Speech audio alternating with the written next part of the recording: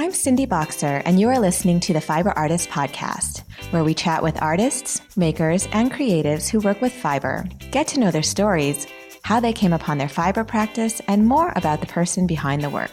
Well, hello there, my fellow fiber creatives. What an amazing artist I got to speak with this week. Her creativity, drive, and discipline are so enviable. She's a true expert of the art of knotting. The fabulous Wendy Chen. You guys, this woman has forged an incredible path in fiber art practice. Her large-scale works hang in the chicest hotels, restaurants, and retail spaces across the country, and she has a book coming out this fall called Year of Knots, documenting her fiber journey. So look out for that. But real quick before we start, did you know that Marianne Moody is coming to the States this summer? She is one of our modern generation's most influential weavers, and she will be coming to NYC and LA the first and second week of June, all the way from Australia, to teach a series of weaving workshops from beginner to intermediate and even fiber sculpture. And she still has a handful of spots left. You can actually register on her website, mariannemoody.com, and use the code Niroma to get 10% off your class fee. That's Niroma to get 10% off. You guys, the opportunity to be taught by Marianne Moody does not come along every day. Make sure you grab your seat before the classes sell out. I am sure they're going to be amazing. Okay, now here we go. Here's Wendy Chen.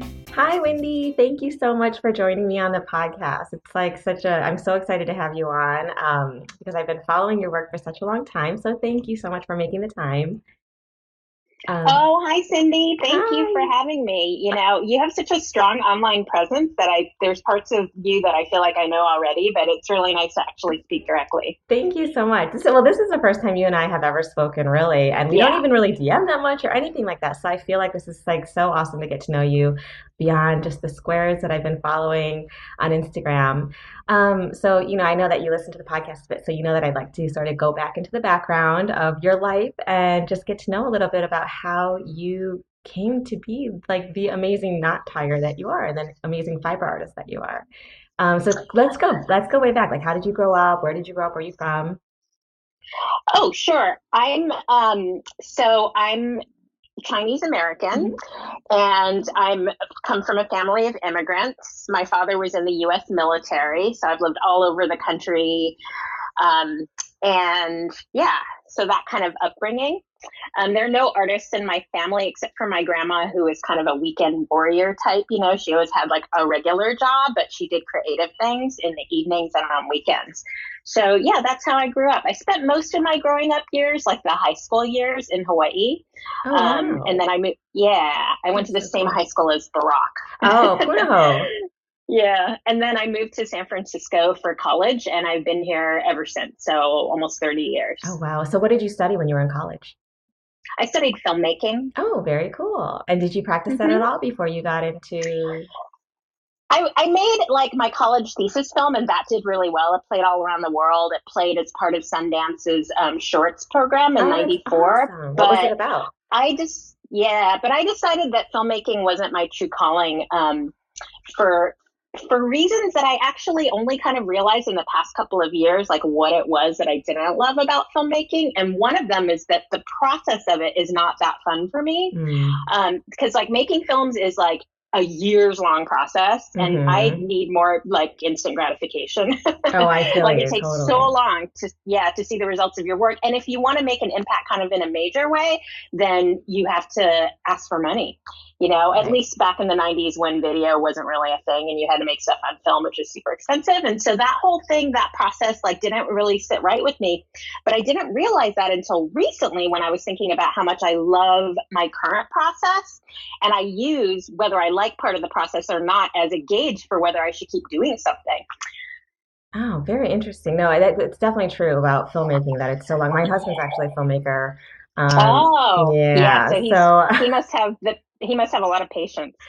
That's definitely one of those things. It's just like a project can take like 5 years from start to finish, longer even. So it's like, and you need such a huge crew and like people, you know, like a big team, and it's not like much, you can't do it individually really at all. So yeah, that's one of the things I find so like kind of daunting when I think about that kind of work. Yeah, exactly. So then you went to school for filmmaking, and then what happened? When I was in school for filmmaking, I worked my way through college. I didn't get any loans or anything, and so I always worked in record stores. And I also did. I was a DJ on college radio, so that was kind of my first life. Like music was a huge. It was my entire like social world, and like my cultural like entry into the world was like via music. So I've always worked in record stores, Hmm. especially in the 90s. Like for me, record stores were kind of the center of the community. So I worked my way through college while working at a record store. And then when I was done with school, I started managing the store. And then eventually I became the owner. And that record store is called Aquarius Records. And it was one of the few like handful of very legendary independent record stores throughout the world. Like Yeah. people would fly to San Francisco, get off at SFO airport and come directly to the store. It was we were like very cutting edge. We only carried music that we liked. And I did that for 14 years. That's so cool. Is that what Empire Records was based on? The movie? I feel like it would be a our place like store that. our store was more like High Fidelity. Like when Okay. I watched Oh, High Fidelity, there were like a couple of scenes in that movie where I was the only one laughing in the theater because I was yeah. like, oh my god, You they guys fucking so got get that this. exactly That's so right. awesome. And San Francisco, Yeah, what an amazing place to be in the middle of all that. That's so cool. And I feel like at a yeah. time when music was just, I don't know, like obviously music is still huge, but like in the 90s, you had like grunge happening and just so much. Punk punk Oh rock yeah. and like the noise scene and the metal scene, and San Francisco has always been kind of a haven for outcasts and freaks. Hmm. And this is like pre the first and second tech boom. So yeah, it was a really exciting place to be. I chose to live here and I've been very happy. Yeah. Do you, at that time in your life, did you feel like kind of an outsider type of creative person, or did you sort of feel like you went along with the mainstream? What was your thing that Oh was, no, I've always been an outsider and proudly so. yeah, that's so cool. Yeah.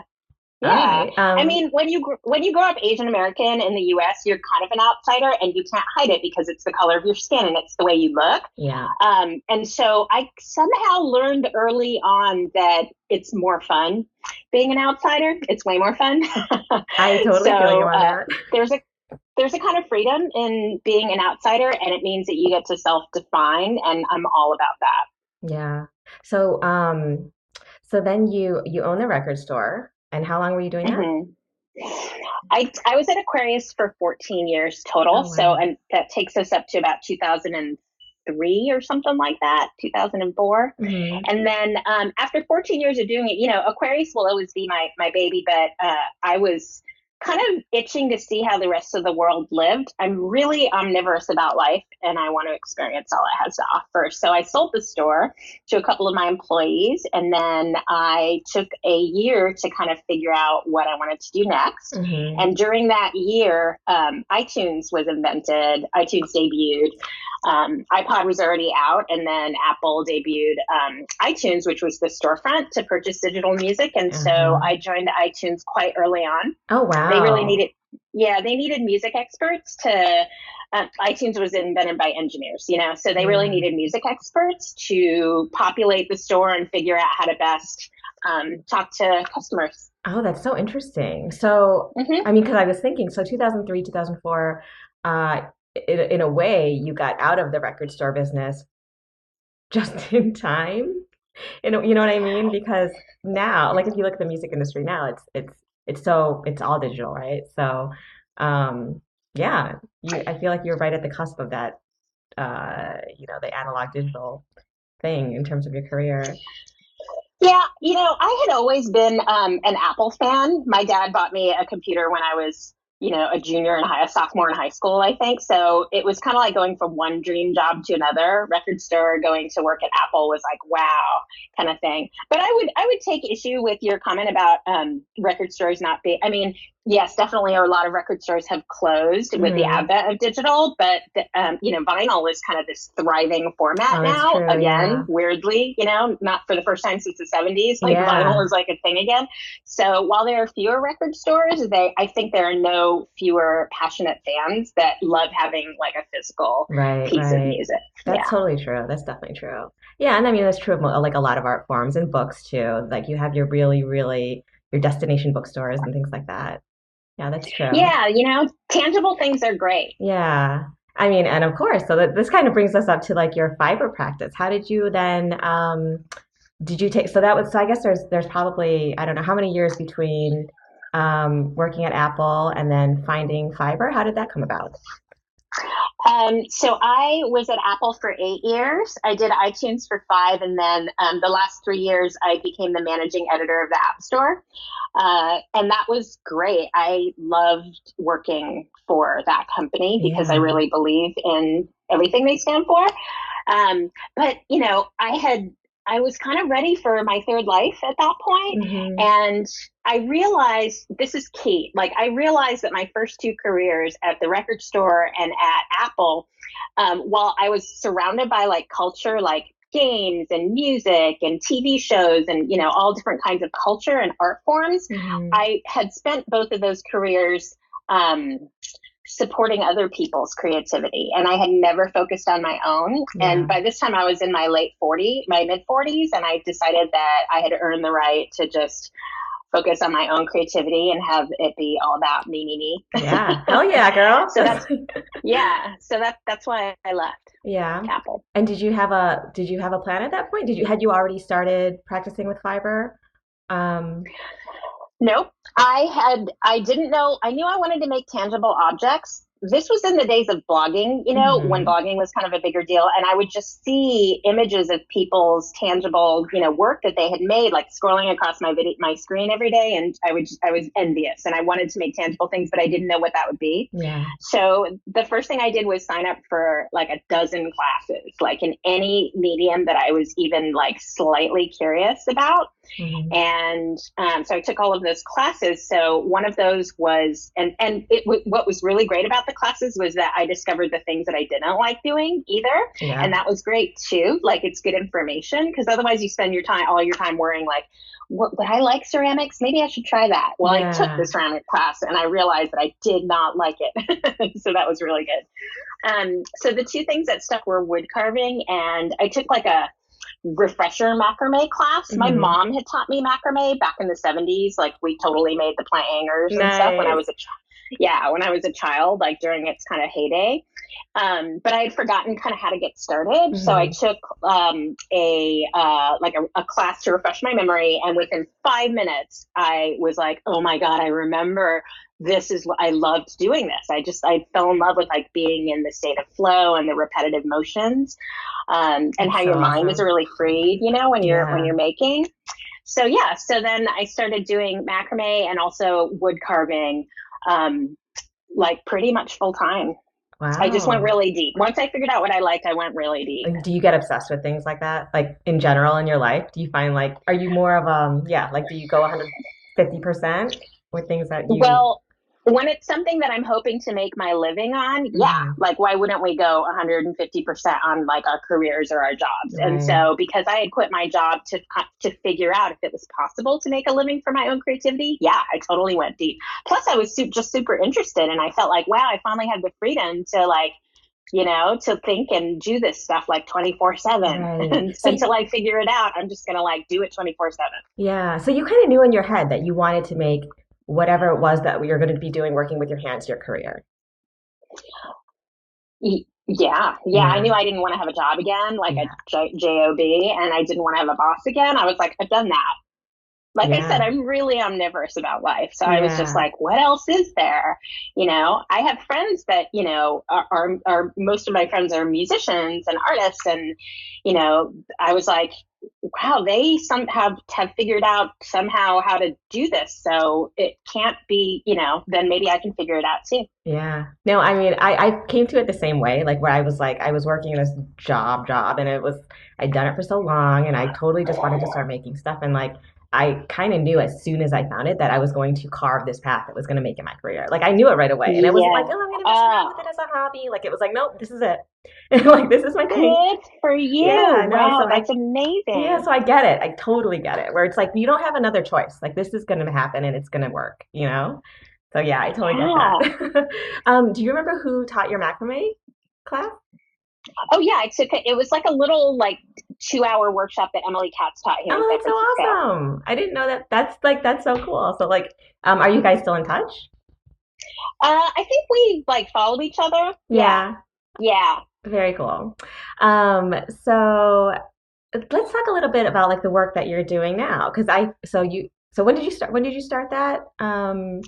So this was like in 2013, I think. Okay, awesome. Yeah, 2013, like 5 or 6 years ago. Yeah, wow. Yeah, so And that now it's mhm. taken you, I feel like, to like different corners of the world. You've been working with different companies on commissions and things like that. Um, Actually, am I wrong? Did you just return from Italy? Yeah, I was in Milan Oh, that's so cool. during Tell me a little about that project. I went to Milan for Milan Design Week, which is like Milan Design Week is like the South by Southwest for designers. It's Hmm. like people come from all over the world, and I had always heard about Milan Design Week, and never once did I think like that I would be there, much less having worked there. But I was contacted by a client. They're called Dodo Pomelato, Hmm. and they are Pomelato are like a high end like jewelry company, and Dodo is like the little sister brand. Okay. And they're owned by the Kering Group, who also own like Gucci Oh and Saint yeah, yeah, yeah. Laurent, like all this fancy stuff. So they contacted me because Dodo was founded like 25 years ago, and their first piece of jewelry was a knot. I saw It it. was It's like a so knot they had beautiful. tied with some cord or something. And so they were like, knots are part of our DNA.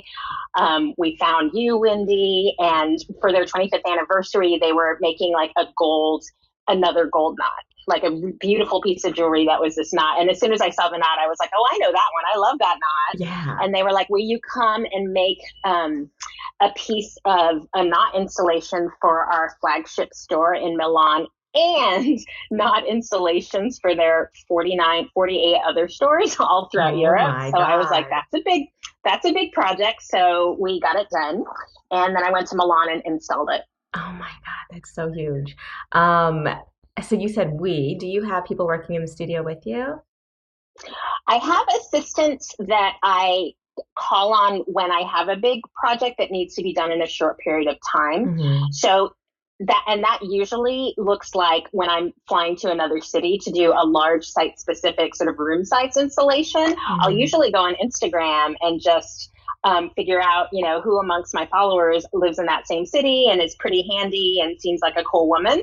And so that's usually how that works. But for the Milan job, for the Dodo job, I was here in San Francisco. So I just kind of called on the local folks here. And so there was a small team of us and we made 1,000 knots in like 5 days. Oh my It was so much fun. God. 5 days. I was going to ask you about the turnaround, and I thought it was going to be like 6 months. Uh, No, no, no, no, no, oh, no. seriously? Wait, so like how? So tell me a little about it, like a commission like this. So it comes, they contact you, and like how much time did they give you between like planning and all that to like installation? It really depends on the client. Hmm. So for example, I work on a lot of in construction projects, like in hospitality and Yeah. restaurants, or company headquarters type things, where Hmm. they're remodeling or building a building from scratch. So when there are architects involved and contractors and like gajillion-dollar development, sort of buildings, Hmm. then they're able to contact me pretty early on because my work becomes part of the planning process. Right, And so that right. can be like, I already have commissions for 2020 kind of Hmm. thing. So like way in advance. But with this jewelry collaboration, it was they were just looking for like a single work of art for their window. And so that didn't need to be part of like this, there weren't a lot of other moving parts or other pieces in it. So they Hmm. contacted me kind of late in the game, like 2 months ahead of time. Oh And my that God. was fine. I mean, I love working on a project by project basis. I don't like repetition, and I like new. I always like sort of stretching my skills and working on something new. So it became this challenge. Like, can I do 1,000 knots in 5 days, and then like rush ship them to Italy, and can that be done? So it was like Yeah, it was a great work challenge. definitely. So when you're I feel like you're so experienced and you've had these like huge dream commissions. When you are approaching something like that and you know it's a big challenge, are you still scared when you take up a commission? Like I know that I've been, like when you I don't know, when you have something big in front of you, do you still have fear when you approach these things? No, None. no, yeah, I don't think fear is the right word. I mean, I here's how I look at it. Like, I don't, like I said a minute ago, I don't do well with repetition, and I'm easily bored. And Mm, as a working fine artist, I have a level of expectation of my work where it's constantly evolving and changing right. and getting better. So, with big commissions like this, I always want there to be an element of the unknown, because that's how you grow. Hmm. But it's not fear of the unknown. It's more like, ooh, butterflies in the stomach, like a little bit of like, can this be done? Is it really going to look good at this like gigantic 100-foot scale? Like, you kind of don't know. So Right. there are unknowns, but I'm not fearful of them. I'm sort of in that sort of nervous anticipation thing. So there's always an Yeah. element of that, because having new and unknown parts of my work is what keeps it interesting for me. Right. So, like with the Yeah. 1,000 knots, had you already created each of those knots already so you knew how to do them, or were you figuring out how to do some of them while you were working on this project? They were, I think almost all of them were knots that were known to me, but I know a lot of knots. Yeah. So, Do I'm sitting in, you? I'm sitting in front of the Year of Knots. For anyone who's watching this on video, they can see the Year of Knots, which was a project that I did in 2016, where I learned a new knot every day for the whole year, the calendar year. Um, so I kind of have a lot of knots under my belt. And I always think of it as a painter who needs a lot of colors, right? You Yeah. can't just have 2 or 3 colors. You kind of need the rainbow. So for me, learning one new knot every day for a year is what gave me total fluency in Hmm. the language of knots. And so for this Dodo Pomelato project, it was actually simple in terms of conceptualizing it, because the knots were known to me. They're ones that I love, and I knew that they would be really impactful in the Right. installation. God, Yeah. it's The so unknown beautiful. part of that project was like, can we get it done in 5 days? Kind of Right. thing. So Right. yeah, and we did. Yeah, I mean, for those of you who are just listening to the podcast and not watching the YouTube video, I highly suggest you go check it out on YouTube because Wendy has this entire wall behind her of these amazing knots, and I mean, it's super impressive. Hi. So logistically, do you have anyone? Are you like, do you have like a full-time studio assistant that helps you out with these sort of shipping logistics and like, back and forth with clients and things like that? No, and that's every year I try to grow the business, and so you've pinpointed very astutely one of the things that I'm thinking about this year. So I Mm, definitely, the time has come where I need help with admin, hmm. and not so much with shipping, because I don't sell products anymore, so I don't have a ton of like regular shipping. I usually Hmm. get flown somewhere to make an installation, but yeah, definitely with the admin, and sometimes with the making when it's sort of a crunch time, when a lot of Right. work needs to be done in a short period of time. So I have some part-time folks that come in Hmm. sort of on an on-call basis. But Yeah. yeah, I'm mostly a one-woman show, although that may change later this year. You hear that, people? She's looking. If you're in the San Francisco area. Um, no, look, that actually like that is super surprising to me that you don't have a full-time assistant because I feel like you're doing so much work, and we all know that making the actual work is super laborious. And so, yeah, I'm super. I'm just so impressed that even that you're dealing with all the admin too. Um, yeah. Thanks. Well, you just, yeah, Yeah, it's a somehow I lot. get it It's a done. lot, but you own it, which is awesome. Yeah. So after doing so many commissions and things like that, do you have like a dream commission in your mind of something that you would love to do that you haven't done yet? Like a piece of art or a piece of an installation that you would just love to do? Hmm. Mhm. Let's put it out there. Well, Let's let the I universe know about it. Oh yeah, that's a really powerful thing is when you name the things that you want, that's how you get them because then they Absolutely. become they whether you're actively thinking about them or not, they're sort of like part of your like subconscious sort of vision for what might come Totally. next.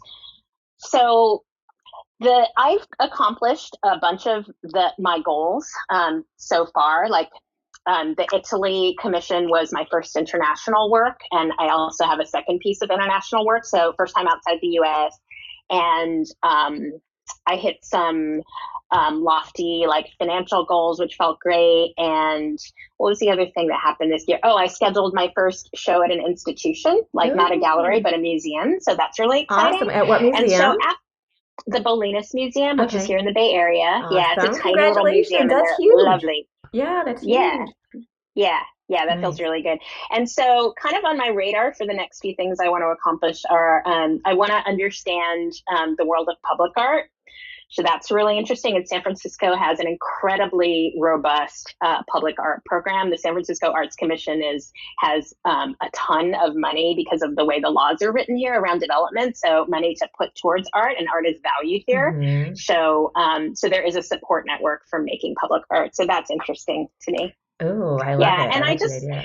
and then the other thing is I just like making big work. I like making larger and larger work. Hmm. So I've made things like 100-foot long rope room dividers. So I want to go bigger than that. I want to make work in an airport one day, sort of airport sized. Yes. The way that airports are just gigantic rooms, or. Yes, that's so awesome. I can't remember actually in the San Francisco airport. I was walking through there. It was maybe 5 years ago, and I don't remember the artist's name, so that's really Janet shitty of me. Janet Eckelman. Yes, that's Yeah. exactly. Oh, Is it still there? Is that that's a my permanent favorite. installation? That's like my, oh yeah. Oh, that's Oh, permanent. That's oh, my okay. one of my favorite works of art on the planet. Yes, And every time I fly through Terminal 2, I get to see it. And yeah, usually when I'm flying through Terminal 2, I'm going on my way to make work for a client. And so I feel like her beautiful netted or red and purple netted that's piece it. kind of Yep. sends me on my way. I actually met her last summer. I took a workshop that she was holding in France in Oh, this like wow. amazing chateau in the French countryside.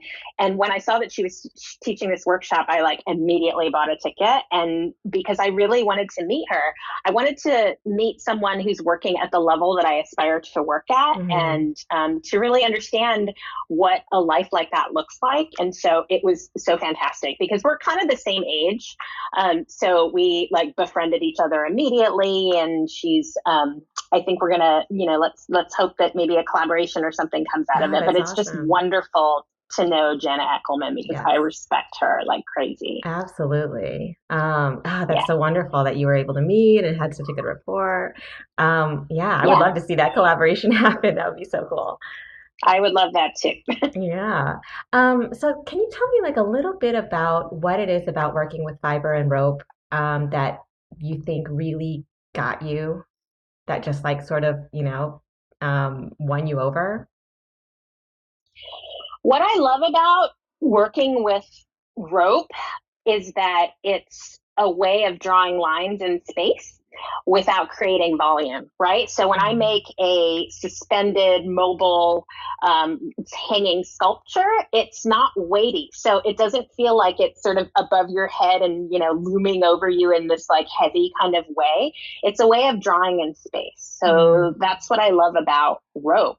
And when you dig into that further, where I get to is that what I'm really interested in is the notion of the line. The Mm. line is one of the building block elements of art, alongside like shape and color and those other things. Right. But the line is what I'm super fascinated by. And that's why I like knots so much because the line, the way that it travels through a knot is so beautiful. Yeah. Each knot has a different journey of the line through the knot. And so, as many knots as there are, and there are more than 4,000 documented ones, that's 4,000 sort of unique journeys. And I'm really fascinated by the concept of journeys, not just like the Yeah. journey of the line through a knot, but the journey of that we all go through life and how each of ours is unique and is valid and valuable. Yeah, absolutely. So in your practice and in your creating of the knots, do you reference anything, or do you kind of go by past experience of previous knots you've made, or is it like what is your process? I'm sorry. Like when you're Could you working on a repeat the new question? knot or Yeah. a new piece of work. Like for example, I think you recently posted. I wish I had like a, I wish I had desktop capability where I could just pull up the picture. But like it was, how do I describe it? Let's see. Sorry, I'm just pulling up my Instagram. 1 second. So this is like just for example, when you're doing something like this, am I gonna be able to pull this one? I'm showing it to Mm-hmm. her on the camera, you guys, where Mm-hmm. it's this, completely symmetric. So, what do you call this? I don't know what to call this. Um, Well, I'm just sort of doing hitching around a ring. Hitches are a type of knot where hitches are knots that are made around an object. Hmm. They're different from loop knots because a hitch knot requires the object to be there. If you remove the object, like the lark's head that we Right, put on the top of macrame, if you remove the object that the hitch is made around, then the knot collapses. right, So that's just a type of hitching around a ring. right. So, did you And like have a so concept in mind before you started that piece, or did you just kind of No, let no, it no, no, flow? no. No, I'm very craft or I approach my work like a craft person, even though Hmm. I make fine art and I know there's like a ton of gray area and overlap there that we don't Right, need to right. get bogged down in. But what I believe about the best craftspeople is that they are um, experts in their materials. Like a Hmm. craftsperson knows exactly how their materials, what they will and won't do, and how they want to behave. Hmm. And so, sorry, I forgot your question. I'm just Oh, like like, blah blah blah. oh no, no, just that. Like, is it a go Oh, with the how did flow I type of start? thing for you, or do you have a preconceived idea of what Yeah. you want to make? No, so I'm driven by my own curiosity. So in this case, I was thinking about rings and sort of, like string art from the 70s. And I think I had seen um, this type of hitching in one of my super dusty old sailor's knotting books, which are Hmm. my main resource for my work. And it was, tiny. It was like 2 inches or something. And so with all of my work, I'm always looking towards the past and thinking, how can I make it contemporary and different? So in this Hmm. case, I was like, I'm going to change the scale. I'm going to play with scale here. So I'm going to make, the knot that you just showed is like 14 inches wide. Hmm. That ring is 14 inches wide. So I was playing with scale there. And so that was an experiment. And I experiment a lot. Hmm. And at this point, I've gotten to the point where I'll do a lot of experimenting. And then once in a while, a knot or a configuration or a structure will immediately tell me that it wants to become a body of work. Oh, So wow. I can't make work without experimenting often because Yeah. that's what you have to do in order to find the gems. Yep, absolutely. No, it's very cool. It's so cool just learning more about your personal process and how you're making. What does a typical day look like for you? So I take it seriously. This is my job. So I'm here Monday through Friday. My studio is about 10 blocks from my house. Hmm. And I bring my dog to the studio. So she comes with me. And yeah, and so try to keep regular working hours like 10 to 6, 10 to 7. Hmm. Oh, very nice. Yeah. And so I try to always start each studio session by learning a new knot or kind of going into beginner's mind, sort of new state, because that is a really great way to set the tone for the rest of your day. I try to keep emails to the afternoon because Hmm. when you start off a day doing email, it's just not a good foot to get started No, it's on. not. So I try to start with making, and I try to have a combination of art making and admin each day, so that so that each day has that stuff. Yeah, you gotta get both of them done, regardless, right? Even if you don't want to do the Yeah, emails. yeah. Yeah, and for me, that's a full day. I host a lot of studio visits. Most of my clients are interior designers and architects, so having them come here to see the work and also to see sort of color and material options is very helpful. It's easier than it's better. It's more effective than sending like a photo of materials and colors. Right, So right, lots of studio visits. right. Cool. So I find the kind of knots that you create mind-boggling. I try to like sort of practice them and work on it, but I get very frustrated. Um, You do? I do Really? because I don't know what it is. Something about the very decorative, like the really complicated Celtic knots, the really complicated Chinese knots. I mean, I haven't worked on them that long, but I find when I do sit down and try to do them, they get really frustrating. But Oh. do you like do you find that at all, or is it sort of meditation for you now? Um, let's see. When I'm kind of in beginner's mind learning state and I'm trying to learn something new, I find that state so pleasurable that even if the Mm, knot is like not turning out well, or if it's really difficult, that's always, balanced by the fact that I'm in the learning state, which is my right. happy place. But yeah, once in a while there'll be a knot that's really frustrating. Or again, because I mostly learn from super old sailors knotting books from the Right. 1930s. Sometimes the language that they use or the hand drawn like drawings of the knot are super cryptic. Right, right. And so that can be a hard moment. But then when you push through it, the reward is sweeter because you've really like gone through relative hardship to learn Yeah, something. that's so And then it true. becomes yeah, and then it becomes part of your vocabulary, and then it becomes yours, which is Right, a great thing. right. So you have a book coming out soon. Can you talk a little bit about that? Yeah, so it's called The Year of Knots, and it comes out on September 17th on Abrams. And I wrote the book to answer the questions that I get asked the most, Mm, and those questions are a lot of what you and I have been talking about. How did you become an artist? How did you find the courage to quit your corporate job? Um, how did you find your medium and your voice? What's that mm, journey been like? So I I'm the kind of person that buys books like that. Like before I quit my job, I really wanted to know, what does the life of an artist look like. So I figured right. there's still kind of a need out there for it.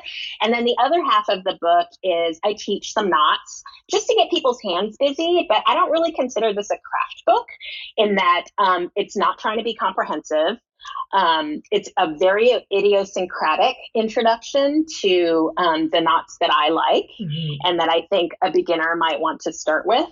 But really, what I hope ultimately, my goal with the book is that people will feel very inspired to make creativity a part of their life through the medium of a year-long daily practice, Mhm. or 100-day project or something like that. Like something very small, a daily practice can absolutely change your life. So I tell the story of how I changed my life, but I don't expect people to necessarily become like professional knotters. Right. This is not that kind of a book. I want to inspire people to find their own medium, whatever that medium is, and to ultimately go very deep so that they can find their own voice, Mhm. and really make creativity a major part of their lives, because it's a great place to be, Yeah, I think. absolutely. Oh, I'm very excited for the book to come out. It sounds like it's going to be just wonderful and very Yeah, inspiring for a lot of us, for sure. yeah, yeah. I hope so. I hope so. Yeah.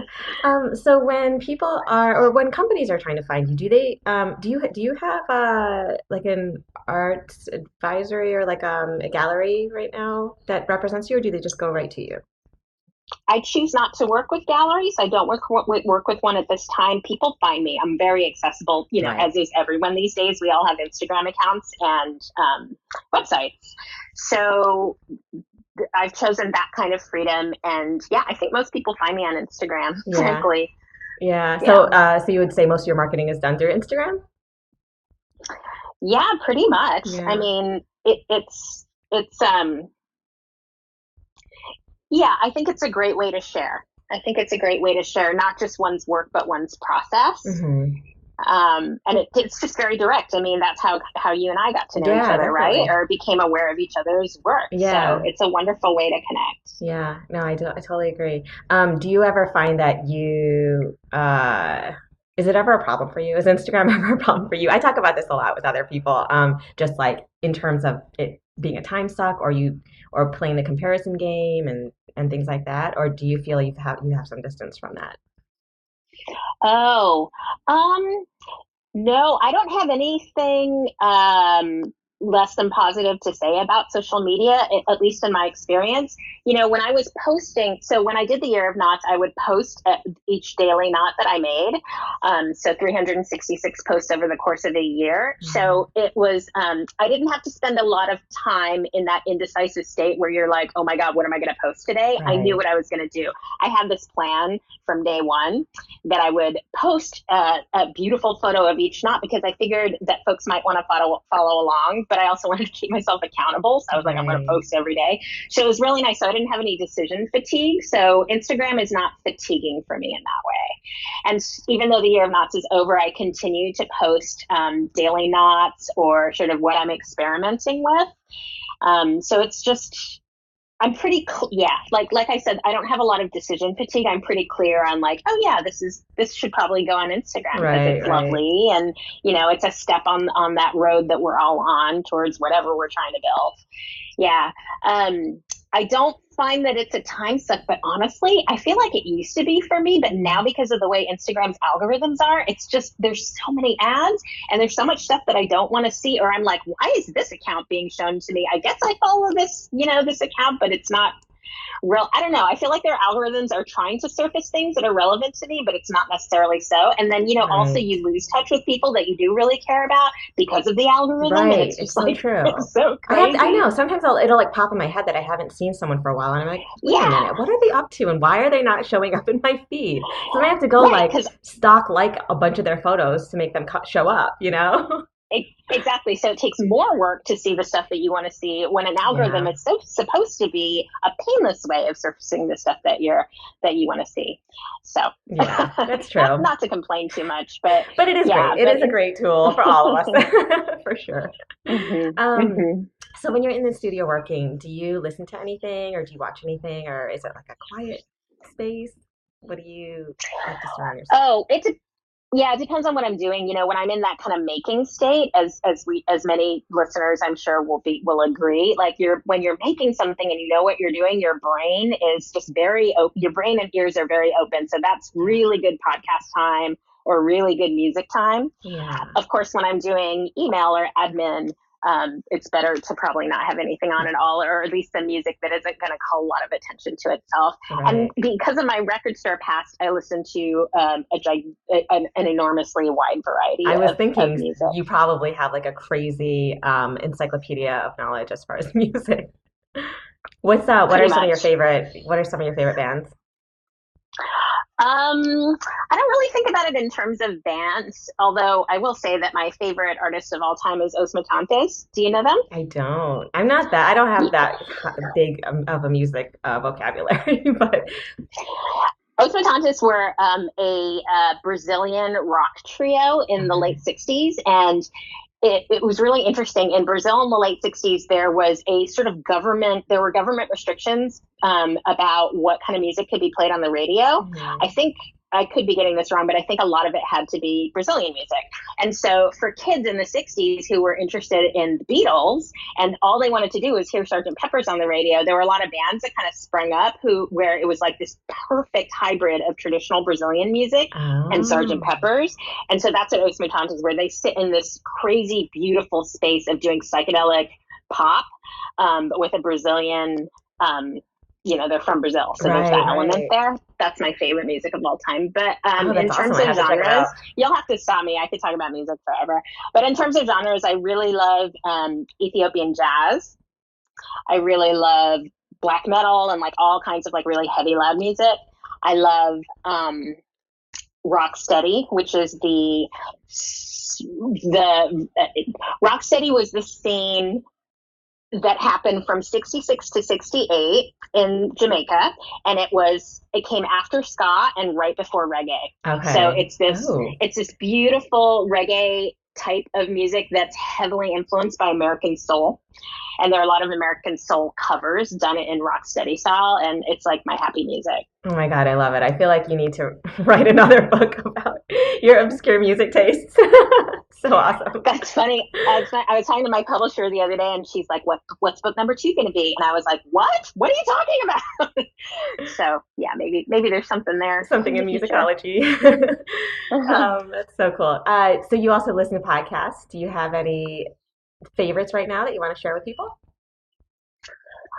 I don't think I listen to anything that unusual. It's probably a lot of the stuff that everybody else listens to. Yeah. Yeah, news and All things uh, considered and like the Daily from the New York Times. yeah, cool. So let's see. When you imagine your perfect day, what does it look like? Like if you had things that you like without obligations, what would you do on your most ideal perfect day? My perfect days are the days when I'm hyper focused on doing one thing and I'm in the flow state, which is that state of being in a state of blissful productivity where you're really pushing your skills. You're not like zoned out, you're zoned in. Do you know what I mean? Hmm. You're super zoned in on what you're doing. So for me, those are install days when I've been flown to another city and I'm making a piece of work that with a great little staff that I've hired, a little team, and we have to get it done in 3 days and it's gigantic. That's kind of a great state to be in because you're hyper focused. You're not Yeah, thinking about email or like those, anything else except for making the work. That is a great state to be in. So right. for me, that's a great day is when I'm hyper focused on one project and Yeah, feeling so good about making something. that's awesome. Um, so some of these times you go into these installation days without really without really even having worked with these people before. Have there been any Hmm. situation like challenging situations, and how do you deal with that kind of thing? If like, say Oh yeah, someone's just that's funny. like Yeah, you yeah, don't yeah. name examples or anything like that, but just like how do you go with that? How do you deal with that? Oh yeah. So the funny thing is that's such a good question. The funny thing is, like I mentioned before, because I work on a lot of projects that are where the space is actually under construction. There are contractors, right? And so there's contractor teams, which is a lot of grumpy men wearing hard hats. Yeah. And so they see me and my team of women coming in, with our lugging a bunch of rope. And for the Right. first couple of days, there's always a lot of suspicion. And they're always kind of looking at us like we're crazy. And then by day 3, they're always like, you really know what you're doing. And then they start coming over and talking about the knots that they use on their boat on the Oh, weekends of or course. and then we start nerding out on knots. And that's always the greatest moment because, knots are I think of them as this common sort of universal language that lots of people speak, especially people like sailors and fishermen and bakers and farmers. Like every Yeah. occupation has their knots. And Outdoors so people. Yeah. other climbers, I mean, Hmm. think about that. Those are knots that cannot fail. Yes. So it's really nice to meet with this common language and this common admiration for these humble objects like knots that are in our daily lives. Yeah. So eventually I get to that place with the contracting team, but it always takes like 3 days. That long, actually. That's funny. Um, so we're just gonna do some speed round questions. Oh no. Uh, let's Oh, see. no. No, don't worry. So just tell me the first thing that comes to your mind. Netflix or YouTube? What? Netflix Oh, or I'm YouTube? Generation X, so that's Netflix. Okay. Um, phone call or text? Text. Ice cream or sorbet? Ice cream. Let's see. Oh, I know the answer to this one. I'll ask it anyway. What? iOS or Android? Oh, yeah, yeah, yeah. So that's going to be, I'm an Apple fangirl all the way. Hell yeah. I mean, how could you not be? You were like really at the forefront of so much of that. Um, Well, and I just really think that iOS is like, when you're thinking about interfaces, like the Apple design teams, especially the human interface design team, are really thinking about how users learn, and yeah, it's kind of idiot proof. yeah. And I don't find that that's so of other operating systems. And I feel really, that, because all of everything we do these days is digital, right? Our devices and our hardware, they need to be easy to understand. yeah, I feel the same way. And my mom will not, like, she uses a Samsung phone and she won't switch over because she says iPhones are difficult. And I'm like, are you insane? It makes no No, sense. No, I agree. What it is she's just having learning fatigue. She just has a little bit of fear about having to learn a new system, and no matter how I much you tell her that it's easy to learn, it's just that fear that's stopping her from even embarking on it. And I I totally get Mwah. I don't. that. No, she's ruining all of our text chains. So no, I have no sympathy for her old person struggles. Actually, and speaking of I don't know, old Asian people, what do your parents think? Like when you went from corporate to being an artist, was that Yeah. like a thing? Was it? Yeah, I thought it was going to be, but they were incredibly supportive. Yeah. And I think it's because they were so when I had the record store and I was, just in like deep in the punk rock scene, they were not, excited by what I was doing and didn't understand the value of it. Mhm. But then when I started working at Apple, they, as Chinese parents, they could not have been more Oh proud. God, I'm sure. Yeah. And so then when I decided to leave Apple, I think after 8 years, I had earned their confidence that I Mm, probably wasn't going to make the wrong decision, that I probably knew what I was doing. yeah. And even though I didn't totally know what I was doing, but they were like, okay, we can be supportive of this. Yeah. Right. So they Like were she'll fine be with okay. it, She'll but be okay. yeah, Yeah. they were fine with it. But listen, when I left Apple, I was in my mid 40s. Like it took that long to get my parents to just be okay with me and my decisions.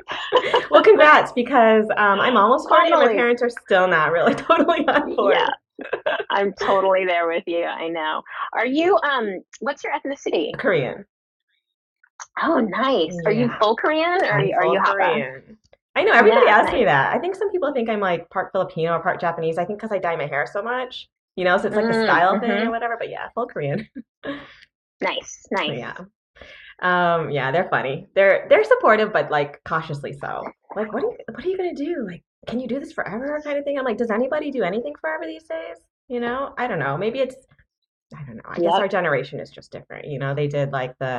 They do the same jobs for 50 years, and so they just find all of us slightly younger people scary, I guess, the way that we're living our lives.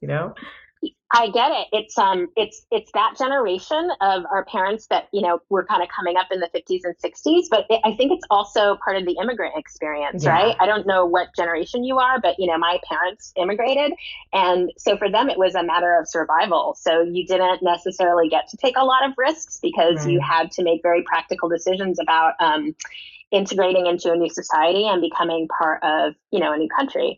So it's almost like they didn't have the luxury of having as many options Yeah, as that's you true. and I have had, where we get to value things like art, and actually we get to actually take the risk to make that our careers or a Yeah. larger part of our lives. Yeah, So definitely. I think we have our parents to thank for that. I'm very grateful. Absolutely. Yeah. There was Yeah. like some article that came out recently that was saying like if you grew up in a middle class or upper middle class family that you're 2% more likely to become an artist. 2% doesn't sound big, but it is, I think, Really. because like I who posted that? I don't know, it was an art website, but I'm interested in how they got to that, because I can, of course, being a contrary person, I can already think of like so many examples of that not being true. Do yeah. you know what I mean? You think? Yeah, I we're don't know. like, I think like going into things like journalism or um like where you have to intern for free for so long. I feel like you have like in New York, like where everything is expensive, you have to have some kind of cushion, um, just or safety, sort of a safety net, or even money coming in to help you out with your rent every month while you're doing all that.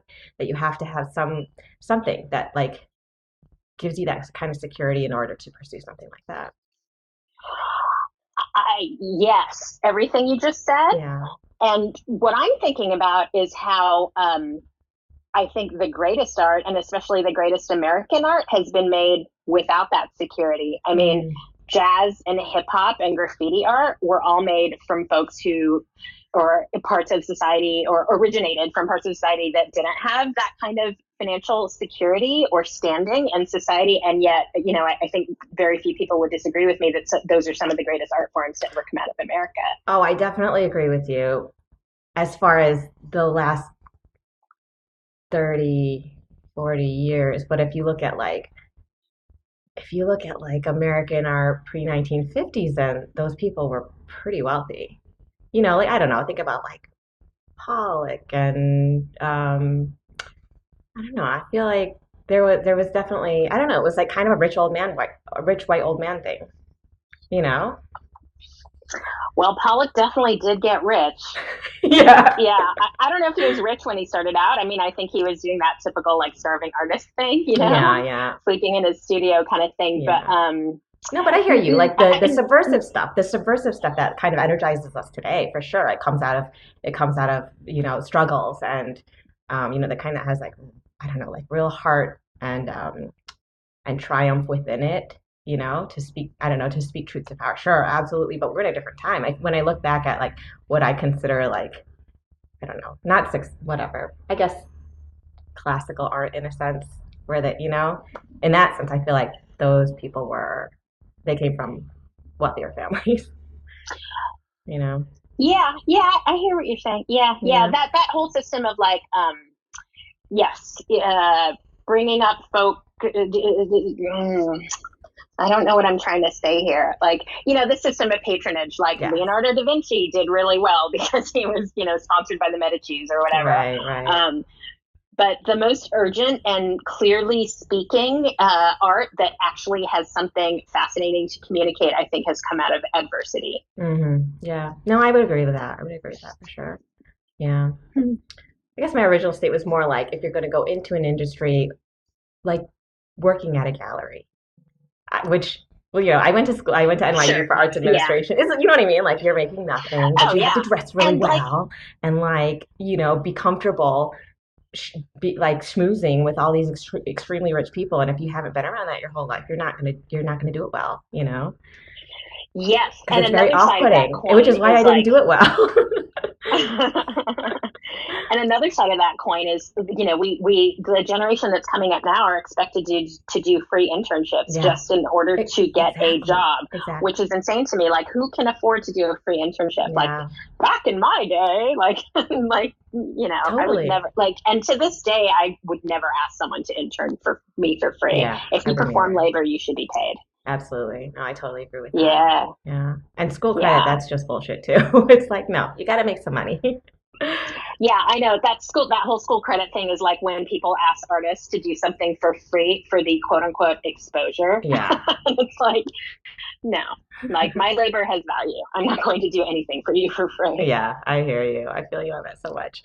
All right. Well, I mean, I guess that's most of the podcast. I just want to thank you so much for taking the time. I know you're so busy. But yeah, thank you. And it was like such a pleasure getting to know you better. You have such a cool past and a cool story, and I'm really excited for your next steps. Oh, yeah. Thank you. I mean, it's been really nice to talk to someone who is like so enmeshed already in this community where your questions were just, I feel like we touched on a lot of stuff Yeah. through our natural conversation that I would never talk about with anybody else. Oh, It's well, really thank nice. you so much. I feel like that's so special. Also, I know I'm all over the place, so when I look at my questions, like in my structure of my questions, I realize I bounce up and down all over the paper. So I'm like, whatever. I don't feel that way. I don't think you did. And, I'm a listener to your podcast, and I feel like you are a really good listener. And so your conversations appear to me to unfold really naturally based on what your interviewees are thinking and speaking about. Oh, thank you so much. I appreciate that. All right. Well, Yeah. I will be talking to you soon, and thank you so much again. Check the show notes of each episode to get the website and Instagram for each of the fiber artists I speak with. Be sure to give them a follow. And you can view video from this podcast on niromastudio.com/thefiberartistpodcast. If you enjoy the Fiber Artist Podcast, go to Apple Podcasts to subscribe, rate, and review. Thank you for listening.